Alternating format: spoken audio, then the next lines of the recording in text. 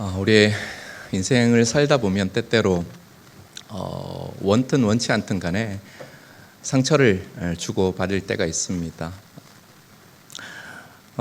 이게 육체적 상처를 입을 때도 있고 또 심리적 상처를 입을 때도 있습니다. 그리고 비교적 가벼운 상처들은 시간이 지나면 언제 그랬냐는 듯이 또 잊혀지고 또 사라지기도 하지만 제법 우리의 삶에 큰 상처 그리고 큰 생채기를 내는 상처들도 있죠. 또 육체적 상처들은 우리 몸에 흔적을 남기기도 합니다. 누구다 상처를 받는 것을 원치는 않겠지만 때로는 우리에게 찾아오는 큰 사고나 혹은 또 우리에게 찾아오는 큰 질병으로 인해서 우리 몸에 원치 않는 그 수술 자국 같은 그런 흔적들이 남아 있기도 하죠.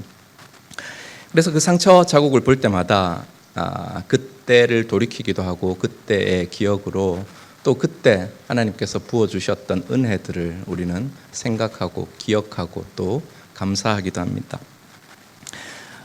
지금 여러분들의 삶이 여기까지 와 계신데 여러분들의 삶에 어떤 흔적들, 어떤 상처들을 가지고 계신지 또 그 상처로 말미암아 어떤 하나님을 만났는지 또 궁금하기도 합니다.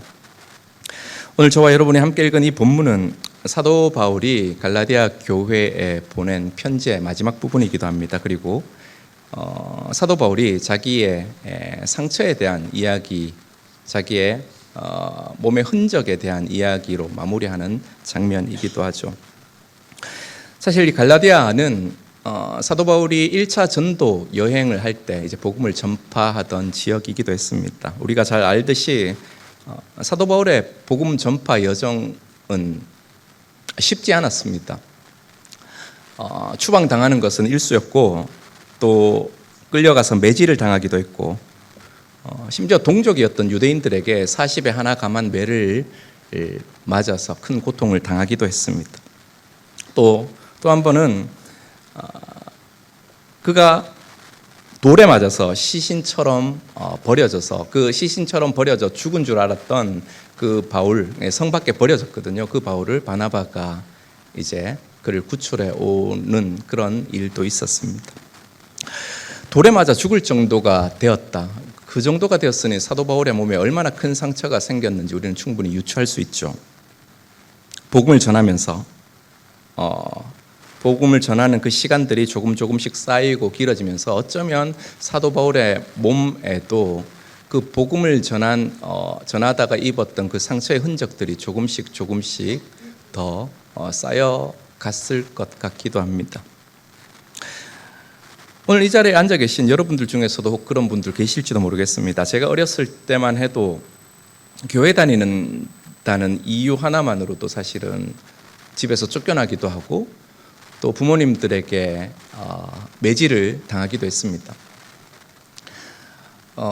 우리 교회 역대 담임 목사님 중에 제가 지금은 기억이 안 납니다만은 아버님께 교회를 다니고 예수를 믿는다는 이유 하나만으로도 얼마 전에 담임 목사님께서 말씀해 주셨는데 죄송합니다. 그 작두대에 머리가 올라가셨던 목사님도 계셨죠. 사실은 복음을 믿고 받아들인다는 것은 사실은 굉장히 이처럼 어떤 점에서는 위험한 일을 내포하고 있습니다. 어쩌면 사도 바울의 상처에 비하면 크다고 할 수 없지만 저와 여러분들 가운데서도 이 예수 믿는 것 때문에 받았고 입은 상처들이 하나씩은 다 있을 것입니다. 또 이제 우리가 해피데이 5.17을 준비하고 또 복음을 전하고 계실 줄 믿습니다만 이 해피데이 5.17을 준비하고 주변 지인들에게 복음을 전하면서도 예수 그리스도의 복음을 전하면서도 사실은 우리는 상처를 받죠. 선하고 또 아름다운 마음으로 예수를 믿으라고 가장 귀한, 가장 고귀한 가치를 전함에도 불구하고 오히려 무시와 멸시를 당하고 또 그 당하는 무시와 멸시 때문에 우리 마음이 낙심되고 낙담될 때도 있습니다. 그때는 때로는 우리의 마음이 낙심되어 하나님을 향해 이런 기도도 하게 되죠. 하나님, 제가 다른 나쁜 일을 하는 것도 아니고 하나님께서 가장 기뻐하시는 복음을 전하는데 왜 이런 멸시와 천대와 조롱을 당해야 하는지, 왜 이렇게 어렵고 낙심되는 상처들이 우리에게 생기는지, 그런 의문들이 들기도 하죠. 어쩌면 사도 바울도 그랬을 겁니다. 모든 것을 다 내려놓고 자기의 모든 전 실존, 모든 인생을 예수 그리스도의 복음 전파에 걸고 하나님의 사역을 하는데, 이렇게 낯선 갈라디아 땅까지 와서 복음을 전하는데 좀 잘되게 도와주시지, 왜 이런 일들이 생겨나는지 의문이 생길 법도 했죠. 또 자기 자신을 집요하게 공격하는 사람들에 대해서 미워하는 마음, 원망하는 마음, 그들을 조금 더 나아가면 저주하는 마음도 생길 법한데, 바울은 오늘 말씀에 보면 그렇지가 않습니다.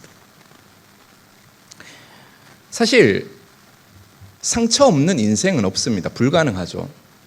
20세기 아주 저명한 미국의 정신과 의사 스캇 팩이라는 분이 계십니다. 그분이 쓴 유명한 책에 아직도 가야 할 길이라는 책이 있는데, 그 책 서문에 인생은 고통이다라고 아주 유명한 한 구절로 시작됩니다.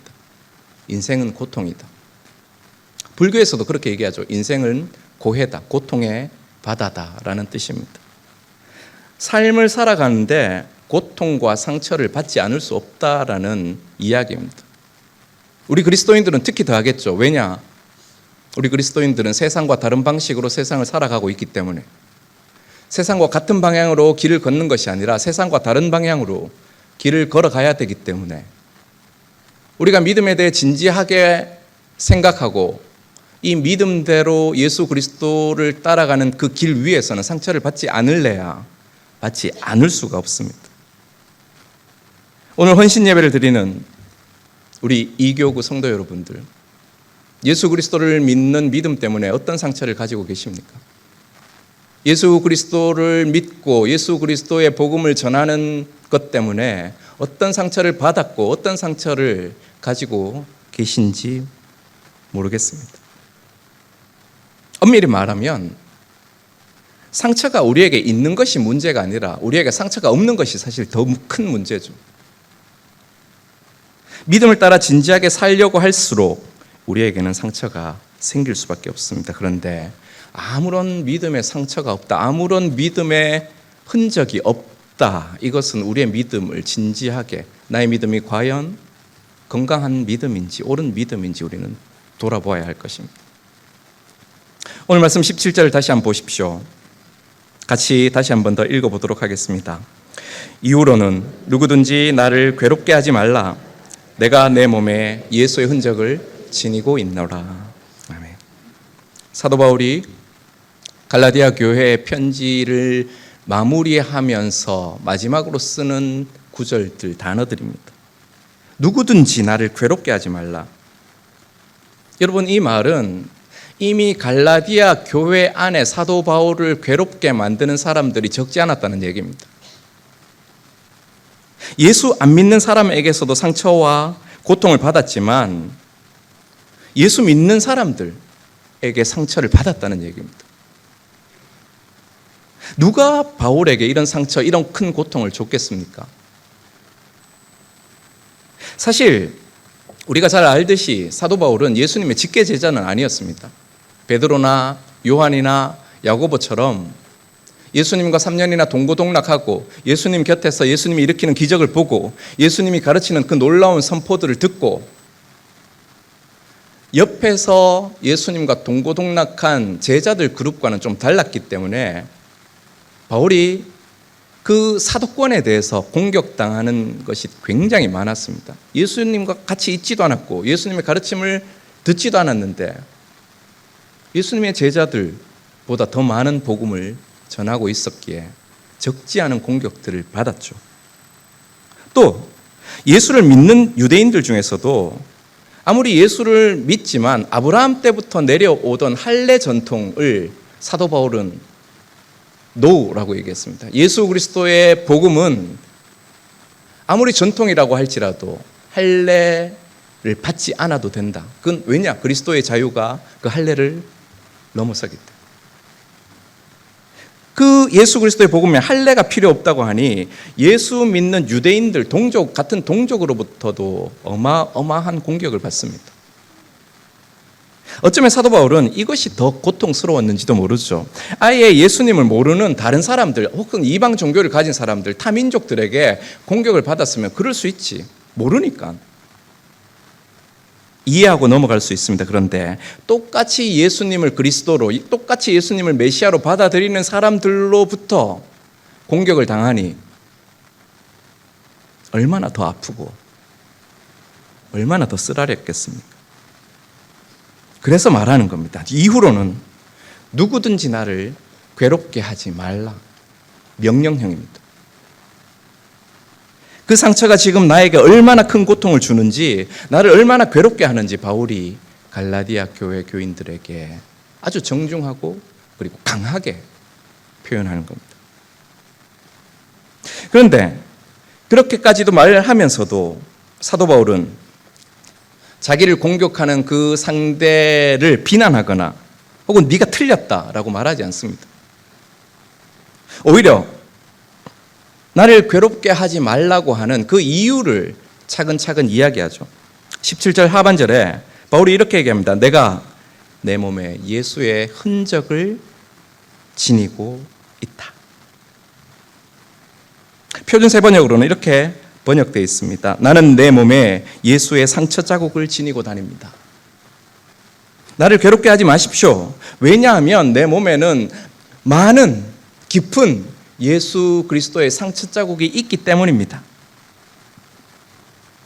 나를 괴롭히는 교회 안의 공격들, 사도권에 대한 거대한 도전들, 또 육신에 예수님을 만난 적이 없다는 그 조롱들, 그 많은 공격과 아픔들 속에서 바울이 분명하게 말합니다. 제발 그런 말들 좀 그만 좀 해달라. 내 몸에는 예수님의 흔적이 있습니다. 그걸 좀 봐달라.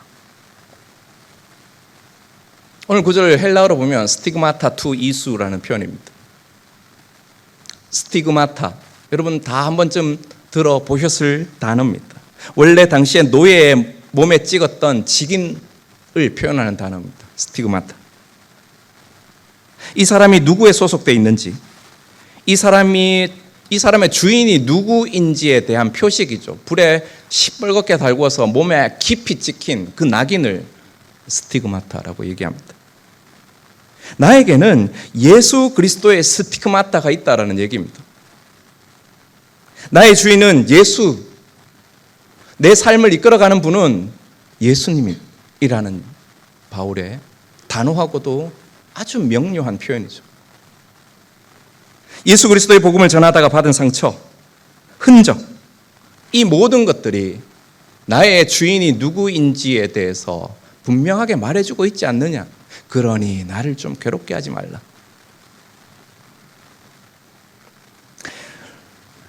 당시 로마의 유명한 연설가자, 변호사, 작가인 키케로라는 사람이 있습니다. 여러분 다 한 번쯤 들어보셨을 겁니다. 키케로는 로마의 군인들이 전투 중에 다친 그 상처 혹은 전투 중에 입었던 그 부상을 뭐라고 얘기했냐면 로마에 대한 충성의 표식, 로마 황제에 대한 충성의 표식이라고 얘기했습니다. 그래서 만약에 이 로마 군인들 중에서 재판정에 서게 될 때는 그 몸의 상처들로 말미암아 아주 큰 변호를 받게 되기도 했습니다. 그가 얼마나 로마 황제에 충성했는지 그가 몸에 입었던 상처를 한번 봐라. 그것이 증명한다. 사도 바울도 오늘 마찬가지 논리입니다. 자기에게 남아있는 이 상처를 내가 그리스도와 함께 고난받았던 흔적이다. 내가 예수 그리스도를 따르는 것 때문에 내가 예수 그리스도의 소유된, 나는 예수님의 종이다 라는 의미로 갈라디아 교인들에게 이렇게 편지하는 겁니다. 나의 욕망과 나의 이기적인 욕심, 그것을 쟁취하기 위해서 입은 상처들이 아니라 예수님을 주인으로 모시고 예수님을 전하려다가 입은 상처들이니, 그러니 나를 좀 내버려둬. 이런 의미죠. 여러분들 중에 그런 분들 분명히 있을 겁니다. 교회 여러 사역들을 하다가 또 사역들 하는 과정 가운데 때로는 누구보다도 뜨겁게 사랑하고 너무 좋아했던 동역자, 그 동역자라고 믿었고 평생 동안 교회에서 함께 사역할 수 있을 것이라고 믿었던 사람들로부터 때로는 어떤 사건, 또 때로는 어떤 생각의 다름, 가치관의 다름으로 인해서 서로 마음이 나뉘어지고 서로 상처받은 적들이 있으셨을 수도 있습니다. 그리고 어쩌면 그때 받은 상처들, 그때 받은 그 아픔들로 말미암아 내 안에 여전히 원망과 아픔, 그리고 그것들이 내 속에 여전히 쓴 뿌리로 남아 있어서 나도 알지 못하는 순간 어느 순간 툭 건드리게 되면 그 쓴 뿌리가 나를 지배하게 되는, 나를 또 아프게 하는, 나만 아프게 하는 것이 아니라 나와 가까이 지내는 또 다른 사람들에게 그 아픔이 전해지는, 나도 모르게 나를 찌르고 내가 속해 있는 그 공동체를 찌르는 그런 상처들. 오늘 말씀에 사도 바울은 보십시오. 믿음의 식구들로부터 받은 상처들을 얘기하고 있습니다. 그런데 그 믿음의 식구들로부터 받은 상처를 원망이나 미움이나 저주의 흔적으로 보지 않습니다. 오히려 자기의 믿음을 증명할 수 있는 예수 그리스도의 흔적이다. 스티그마타 투 이수. 예수 그리스도의 흔적으로 그것을 소화시키고 있습니다. 어떻게 이럴 수 있을까 싶기도 합니다. 여러분, 인지상정 아니겠습니까? 누군가 나에게 돌을 던졌습니다. 그러면 그 사람에게 가고 싶겠습니까? 당연히 피하고 싶죠. 아니, 조금 더 얘기하면 나도 똑같이 돌을 던지고 싶죠. 그런데 사도 바울은 자기에게 돌을 던진 그 사람들, 혹은 자기에게 매질을 했던 그 사람들, 자기를 추방시켰던 그 사람들, 자기를 죽이려고 했던 그 사람들에게 찾아가서 다시 복음을 전합니다. 어떻게 이게 가능했을까? 보통의 사람이라면 불가능한 일들을 바울은 어떻게 해낼 수 있었을까? 바울은 자기 안에 있던 이 모든 상처와 흔적이 원한과 원망과 미움이 아니라 예수 그리스도의 흔적으로. 여러분, 예수 그리스도의 흔적이 뭐겠습니까? 예수 그리스도의 흔적보다 더 영광된 흔적이 어디 있겠습니까? 그 영광된 흔적으로 소화시켰고, 예수 그리스도의 십자가의 조명을 받아 그 상처가 더 이상 상처가 아니라 더 아름다운 향기가 나는, 상처를 넘어선, 오히려 상처를 입은 자들을 치유할 수 있는 믿음으로까지 나아갔기 때문이겠죠. 그렇게 자기를 박해하고 자기에게 해를 끼친 모든 관계, 그 상처를 뛰어넘는 위대한 신앙을 예수 그리스도를 따르는 가운데, 십자가의 빛 가운데 그가 발견하고 얻어낼 수 있었기 때문일 겁니다. 그래서 사도 바울 18절에서 이렇게 얘기합니다. 여러분, 18절도 같이 한 번 더 읽어보겠습니다.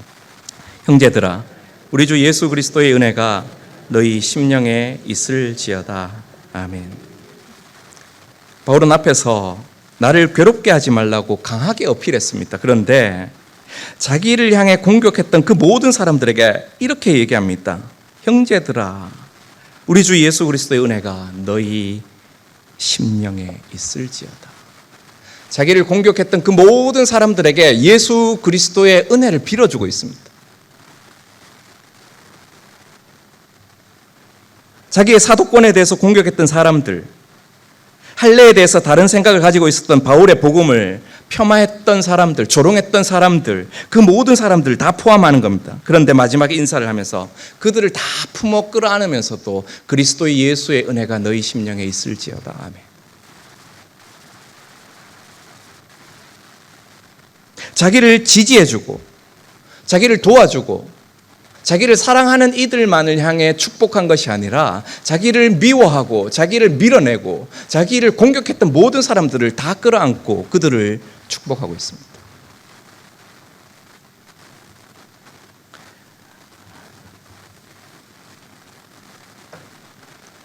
목회자로서 교회에서 여러 사람들을 만납니다. 근데 재미있는 것은요, 한결같이 희한한 것은 상처 준 사람은 아무도 없습니다. 다 상처받았다고 합니다. 왜 그렇겠습니까, 여러분? 내 상처만 보이기 때문에 그렇습니다. 관계 속에서 나와 좀 다른 생각들, 나와 좀 다른 어떤 관계, 어떤 가치관들, 그 사이에서 의견이 틀어지고, 그럼 나만 아픈 줄 알아요. 그런데 믿음이 성숙하고 믿음이 깊어지면 깊어질수록 오늘 사도 바울처럼 변해갈 겁니다. 나의 아픔보다는 상대의 아픔도 보일 것이고 나의 아픔이 예수 그리스도의 십자가의 조명으로 변화를 받게 되어 오히려 내 몸에 예수 그리스도 이 상처는 더 이상 나를 지배하는 것이 아니라 예수 그리스도의 흔적이 되어 나를 더 아름답게 만들어가는, 여러분 우리 주 예수 그리스도를 한번 기억해 보십시오. 예수님이 마지막 십자가에 못 박혀 죽으시면서 하신 말씀 우리가 다 알고 있지 않습니까? 누가복음 23장 34절에서 이렇게 말씀하십니다. 아버지, 저들을 사하여 주옵소서. 저들이 하는 짓을 알지 못합니다. 당신을 채찍질하고 가시면류관을 치우고 조롱하고 멸시하고 십자가에 못 박아 죽이는 그 모든 사람들을 향해서 예수님이 하신 말씀입니다. 저들을 용서해달라고. 여러분, 이 예수님의 말씀에서 뭐가 보이십니까? 더할 나위 없는 사랑이죠. 사랑이 없다면 결코 하실 수 없는 말씀을 하셨고, 사랑이 없다면 결코 가실 수 없는 십자가의 길을 가셨고, 사랑이 없다면 결코 지실 수 없는 십자가 위에서 예수님은 당신의 몸을 우리에게 내어주셨습니다. 바울도 똑같습니다. 자기의 상처만 보고 자기의 상처의 의미만 찾은 것이 아니라 예수님과 똑같은 사랑의 마음으로 사랑이 있었기 때문에 이 말을 할 수 있는 거죠. 형제들아, 우리 주 예수 그리스도의 은혜가 너희 심령에 있을지어다. 여러분, 저는 화건을 그렇게 자주 하는 사람은 아닌데요, 오늘 화건 하나 하겠습니다. 여러분, 살아가면서 앞으로 믿음 생활을 진지하게 하면 할수록 반드시 상처받을 겁니다.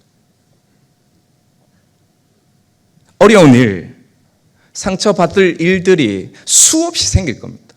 확실합니다. 믿음대로 예수님을 진지하게 따라가면 할수록 반드시 그럴 겁니다.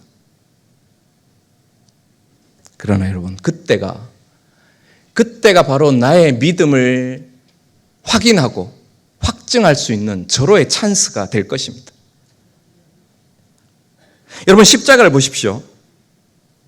십자가는 하나님께서, 예수 그리스도께서 이 땅, 이 세계를, 이 세상을 어떻게 사랑하셨는지에 대한 상처의 흔적입니다. 저와 여러분이 궁극적으로 가게 될 그 하나님 나라에는 교회도 사라질 것이고 또 많은 믿음의 공동체들 사라질 것이지만, 저는 상상하기를 십자가는 있을지도 모르겠다라는 생각을 합니다. 왜? 예수님께서 이 세상을 어떻게 사랑하셨는지 우리에게 보여주는, 증거되는 예수님의 사랑의 흔적이니까. 부활하신 예수님의 몸에 못자국이 남아 있었죠. 어쩌면 부활의 영광을 우리도 입게 될 터인데, 우리가 만약 하나님 나라에 가게 되면 예수님을 어떻게 알아볼까? 어쩌면 우리는 예수님의 손과 발에 남아있는 그 못자국을 바라보며 예수님이구나 알아볼 수도 있을 것 같습니다. 예수님 우리를 사랑하신 사랑의 흔적이죠. 여러분, 오늘 헌신 예배를 드리는 이 교구 모든 성도 여러분들, 그리고 이 자리에서 함께 같이 예배를 드리는 우리 모든 안동교회 성도 모든 여러분들, 감히 말하기는 이와 같은 예수 그리스도의 상처의 흔적들이 여러분의 앞으로의 삶에 더 많아지기를 간절히 바라봅니다.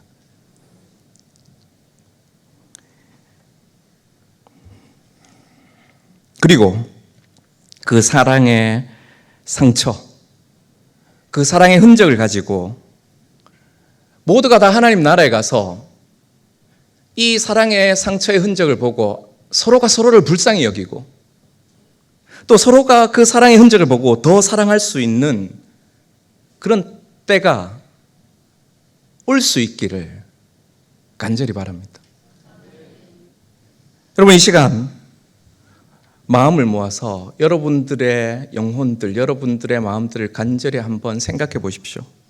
여전히 내 마음 속에 상처들이 있을 겁니다. 나를 지배해가는 상처들,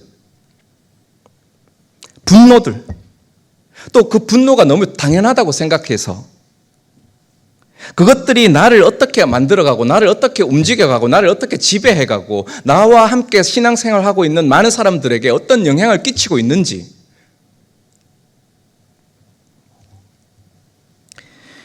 간절히 소망하기는 여러분들이 가지고 있는 그 모든 상처들이 예수 그리스도의 십자가의 조명을 받아 그 상처에 무너지는 것이 아니라 오히려 예수 그리스도의 사랑이 여러분의 상처를 지배하고 그 상처가 변하여 또 다른 상처 입은 자들을 사랑으로 끌어안으실 수 있는 우리 모든 이교구 성도 여러분들과 우리 모든 안동교회 성도들 되시기를 주님의 이름으로 축원합니다.